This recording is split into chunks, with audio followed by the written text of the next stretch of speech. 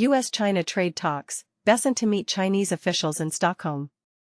Bessent will meet Chinese officials in Stockholm on July 22, 2025, for the third round of trade negotiations aimed at extending a current tariff truce between the world's two largest economies.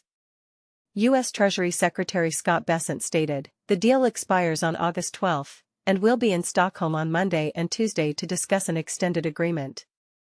This move signals a new chapter in global trade discussions, which has been marked by ongoing tensions and potential shifts in economic policy.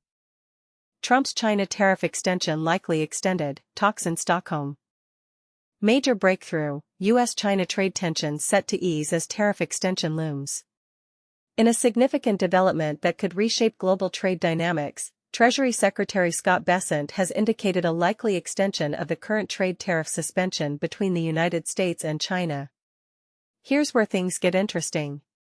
Speaking during a Fox Business interview, Bessent revealed plans to negotiate an extension of President Trump's tariff deadline during upcoming high-stakes meetings in Stockholm. The current 90-day suspension of major tariffs, which began in mid-May, is scheduled to end on August 12, but that's about to change. The diplomatic breakthrough comes after a dramatic period that saw unprecedented tariff escalation, with the U.S. imposing a staggering 145% blanket rate on Chinese goods, while China countered with 125% tariffs on U.S. imports.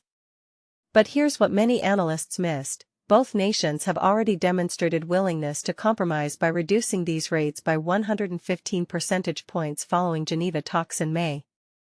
Swedish Prime Minister Ulf Kristersson confirmed his country's role in hosting these crucial negotiations, emphasizing the global implications.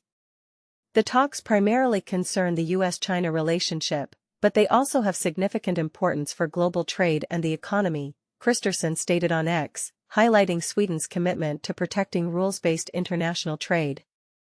But here's where it gets controversial: Bessent's agenda extends beyond tariffs. The U.S. aims to address Beijing's manufacturing surplus and push for a more consumer-focused economy. More contentiously, discussions will tackle China's purchases of sanctioned Russian and Iranian oil and its alleged support of Russia's Ukraine invasion. Despite these challenging topics, Bessent maintains an optimistic outlook, describing trade relations with China as being in a very good place. This positivity follows successful negotiations in Geneva and London, where both sides showed unprecedented willingness to compromise. The stakes couldn't be higher: these talks could determine the future of global trade relationships. But questions remain: will China be willing to address concerns about its support for Russia? Can the U.S. and China find a lasting solution to their trade differences? What do you think about this diplomatic balancing act? Is this a genuine step toward lasting peace in global trade, or just another temporary fix? Share your thoughts in the comments.